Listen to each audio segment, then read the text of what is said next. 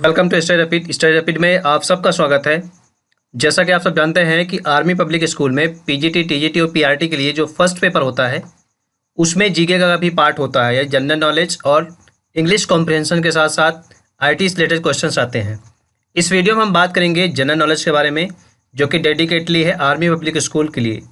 इससे पहले 2 part already बन चुके हैं। यदि आप लोग उस पार्ट को देखना चाहते हैं, डिस्क्रिप्शन में लिंक दिया है, वहाँ से आप उन सारे पार्ट्स को देख सकते हैं, फर्स्ट और सेकंड पार्ट को, जो कि बहुत इंपॉर्टेंट क्वेश्चन है, आपके आने वाले एग्जाम के लिए बहुत हेल्पफुल होंगे।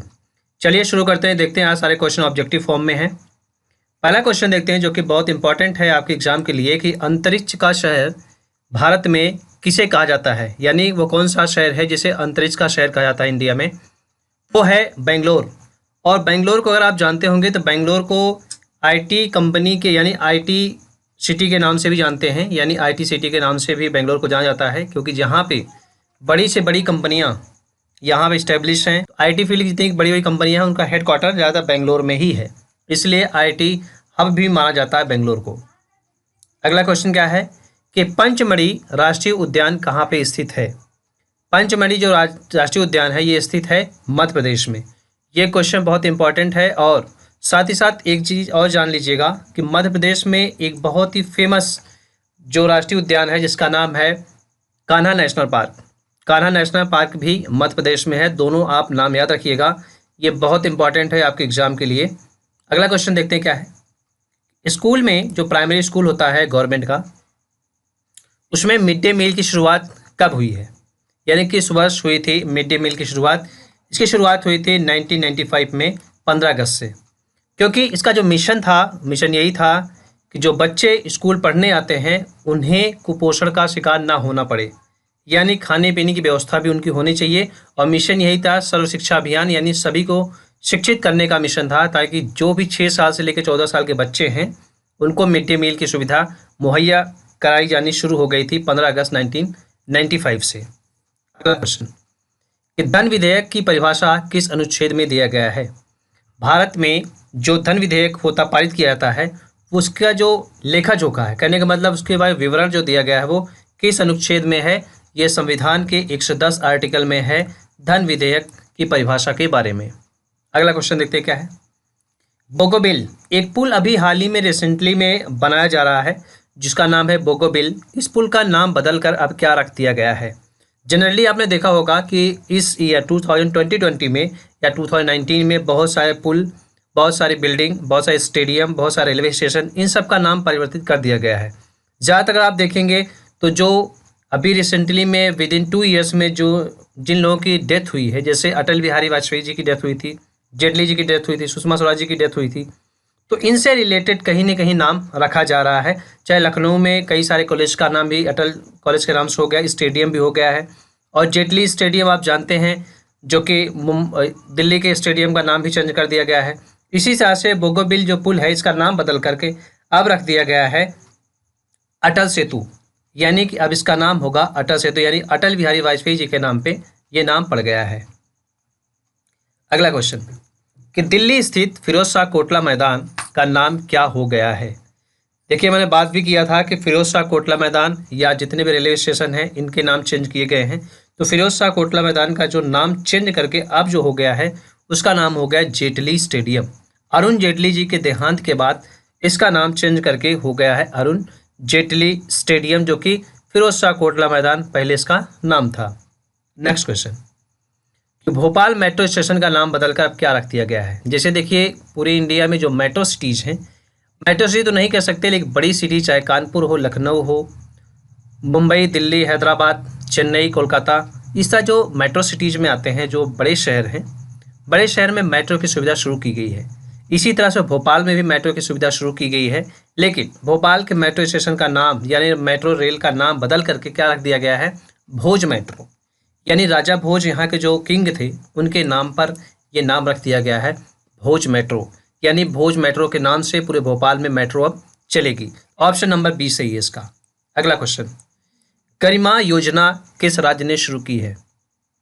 एग्जाम में याद रखिएगा जो सरकारी योजना होती है जब लॉन्च होती है किस राज्य में लॉन्च होती है, इसके बारे में एक क्वेश्चन निश्चित रूप से पूछा जाता है। तो याद रखिएगा गरिमा योजना की शुरुआत किया है उड़ीसा सरकार ने।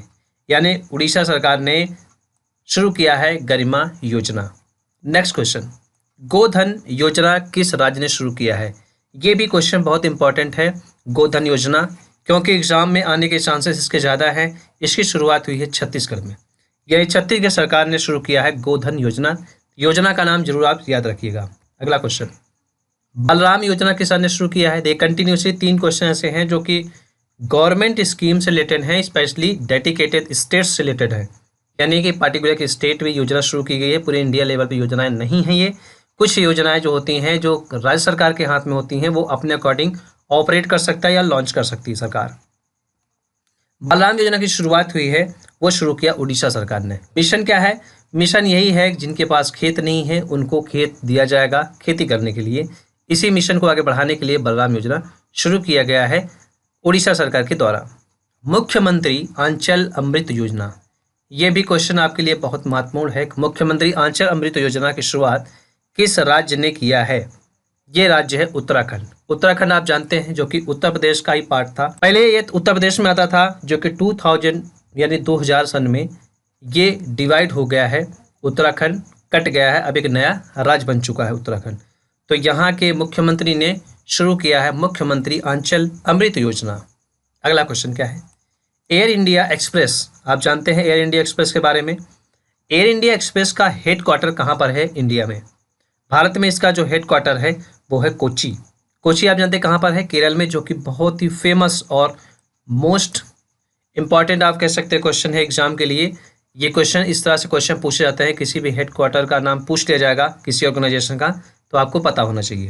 अगला क्वेश्चन, चरण पादुका अभियान किस राज्य ने शुरू किया है? ये बहुत महत्वपूर्ण क्वेश्चन है। चरण पादुका अभियान, ये अभियान जो शुरू किया है वो किया है मध्य प्रदेश की पुलिस ने। इनका मिशन भी यही है, किसी न किसी तरीके से लोगों को सारी सुविधा प्रोवाइड करना। जो एक व्यक्ति का अधिकार होता है उस अधिकार को प्रोवाइड करने के लिए ही योजनाएं अभियान शुरू किए जाते हैं। अभियान डेडिकेटली किसी मिशन को लेकर ऑपरेट करता है ताकि उससे जो वंचित लोग रहें, जिनको प्रॉब्लम है, उससे उनको सुधारा जा सके। इसलिए किसी अभियान को ऑपरेट करने के लिए केंद्र सरकार या राज्य सरकार स्टेप लेती है, इसलिए चरण पादुका अभियान शुरू किया है मध्य प्रदेश की पुलिस ने। अगला क्वेश्चन देखते हैं क्या है कि प्रवासी भारतीय केंद्र का नाम अब क्या रख दिया गया है? ये क्वेश्चन भी बहुत इंपॉर्टेंट है आपके एग्जाम के लिए कि प्रवासी भारतीय केंद्र का जो नाम बदल के रखा गया है, अब क्या इसका नया नाम है? यदि आपको इन सभी क्वेश्चन का आंसर पता है तो वीडियो पॉज करके आप गेस कीजिए। ये आपको पता है तो आप इसे कमेंट बॉक्स में बताइए कि क्वेश्चन का आंसर ये है। तो इससे क्या होगी, हमें सुविधा मिलेगी आगे ऑपरेट करने में वीडियोज़ को। तो ये देखिए, इसका जो नाम चेंज करके रख दिया गया, अब हो गया सुषमा स्वराज भवन के नाम से हो गया है प्रवासी भारतीय केंद्र का नाम। भारत की तट रेखा कितनी लंबी है? भारत की जो तट रेखा है वो अराउंड कितनी लंबी है, लगभग कितने किलोमीटर है? 7500 किलोमीटर लगभग है भारत की तट रेखा। याद रखिएगा ऑप्शन नंबर 1 सही है, 7500 किलोमीटर अराउंड। अगला क्वेश्चन, भारत का अंतिम वायसराय कौन था? ये क्वेश्चन बहुत ही बार एग्जाम में पूछा गया है और रैपिडली ये क्वेश्चन पूछा जाता है मोस्टली सभी कॉम्पिटिटिव एग्जाम में। और इस क्वेश्चन को याद रखना इतना इंपॉर्टेंट है क्योंकि जो क्वेश्चन बार बार रिपीट होता है आने वाले समय में वो रिपीट भी होता है। मोस्टली ऐसा देखा गया, अगर आप प्रीवियस ईयर का पेपर निकाल के देखेंगे तो जनरली ज़्यादातर क्वेश्चन उसी पेपर से रिलेटेड कुछ ना कुछ क्वेश्चन 1-2 आ ही जाते हैं। तो ये जो थे अंतिम वायसराय, उनका नाम है लॉर्ड माउंटबेटन। ये थे भारत के अंतिम वायसराय। नेपाल का जो नेशनल एनिमल है उसका क्या नाम है? नेपाल एक हिंदू राष्ट्र हम सब जानते हैं, जो कि डेडिकेटली वो पूजा पाठ में विश्वास रखते हैं। और पशुपतिनाथ मंदिर जानते हैं, पूरी दुनिया की सबसे फेमस मंदिर, हिंदू की मंदिर है, ये भी नेपाल में है। और इसलिए यहाँ की जो नेशनल एनिमल है उसका नाम है काऊ, यानी गाय है, नेशनल एनिमल ऑफ नेपाल।